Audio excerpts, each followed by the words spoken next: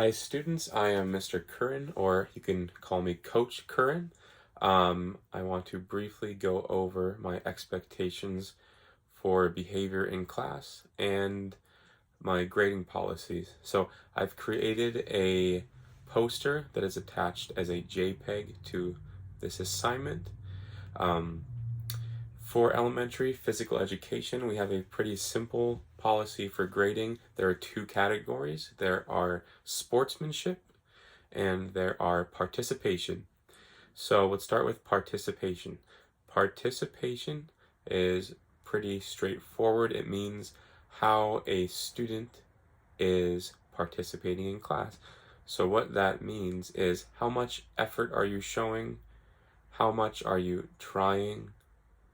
Are you giving effort at all? When we're doing games and activities, are you including yourself in the games and activities, or are you standing off to the side? Are you trying to do better at the games and activities, or are you not giving effort? Okay, so that's what participation would be based on. Participation, what it really means is how involved you are with a certain activity. So, for example, I like to play basketball. When I go out on the weekends or after work, I play basketball, and if I am on the court and I am trying and I'm making shots and I'm playing defense, that means I am participating in the game of basketball.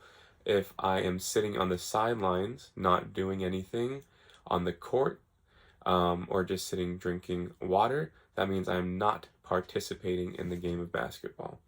Now, the next category would be sportsmanship. So with sportsmanship, I really care about how are you treating other people, including your classmates, yourself, and sorry, my cat is trying to jump up here. My our assistant PE teacher and myself. So sportsmanship means I want to see a good attitude. I want to see you being positive, and I want to see you treating other people well. My requirements for how I expect you to be behaving in class and your attitude in class are pretty straightforward. I expect you to give effort, and I expect you to treat other people well. So those are two very straightforward things. And you guys as third, fourth, and fifth graders, I know you understand what that means. I will give you a specific example for giving effort. That means when we're doing activities, I want you participating and I want you trying, even if it's something you feel like maybe you're not experienced with, that is totally fine. When it comes to how to behave yourself, my most important aspect of the class is you treating other people with respect. So, for example, if you are on a team with somebody and you feel like maybe they are not doing a good job, I fully expect you to not get angry at them, to not use bad words with them, to not make fun of them, and to stay positive with them.